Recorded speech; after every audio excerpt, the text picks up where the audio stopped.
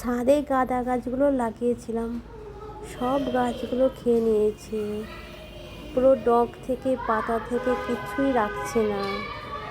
আজকে দেখলাম বাকি গাছগুলো খেয়ে নিয়েছে, ভিডিও করা হয় না। পিটুনিয়া আর জিনিয়া গাছ নিয়ে আসা হয়েছে।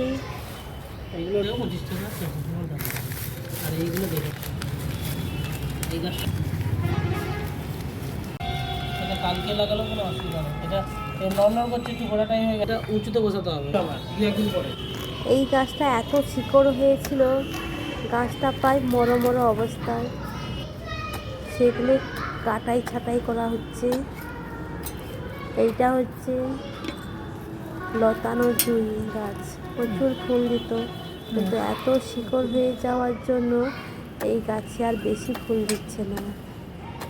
এই জন্য শিকড়গুলোকে কেটে বের করে দিয়ে আবার ভালো করে মাটিতে সার দিয়ে আবার লাগানো হচ্ছে।